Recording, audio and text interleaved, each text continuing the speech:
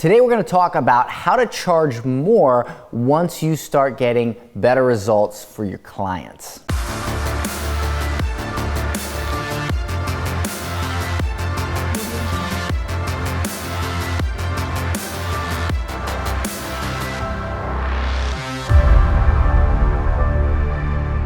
All right, so today's question comes from Harris Lim, and he asks, maybe you started charging low, but since things are going well for your client, how do you bump your fees, or are you out of luck?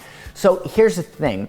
When I first got started with my agency and I was taking on clients, I didn't really care about what I charged because I knew that the power was in the testimonial. The power was in the case study. So if I land a client early, even if I'm undercharging, I don't really worry about that because that client's testimonial and case study and the tangible things that I can show from the results that I got for them are worth far more to me than the amount of money they would pay me. I'll give you an example. One of my first clients, I charged probably maybe a fifth of what I charged 6 months down the road.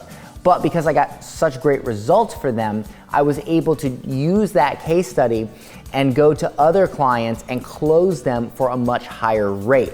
And the thing was, I tried to read sales books and I tried to read books on like closing and this and that. And yeah, there was some good information in there, but I will tell you this beyond a shadow of a doubt, nothing ever served me as well as when I just got results, right? So I would learn all these cool ways to sell and close people, but at the end of the day, it never ever got me as many sales as if I just had a half-ass sort of sales script, but I was like, look, you're a realtor. I've gotten 500 leads for this realtor and they've closed this many homes.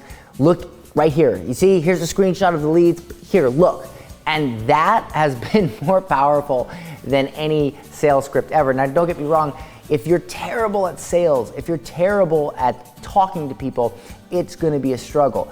But if you can focus more on getting your clients' results, then you won't have to be a master salesman. You can be okay and do very, very, very well. So for me, it wasn't about taking my existing clients and charging more. It was more about leveraging what I had done to get higher paying clients. At the end of the day, you can just ask. You can just say, hey, listen, we're getting better results. I'm getting more clients coming in. I'm getting busier. I would love to keep doing your stuff, but I do have to charge more because, and then you could just say I've taken on assistants, I've taken on more costs, whatever you want to say.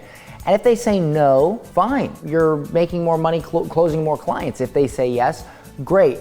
But if I were you, I would not worry about going to that one client you have and saying, can I charge you more? I would worry about charging the next client more than you did that client and scaling that up. And here's the thing. Imagine if somebody goes to a page to book a call with you to talk about your services. And on that page, there's 10, 15, 20 testimonials from people all in their niche that got results. By the time they get on the phone with you, they're gonna be so excited and so sold on what you offer that it's not gonna take much salesmanship to bring them off the fence and become a client. And that's one thing I teach. I teach sticking to the same client and getting results and leveraging those results strategically.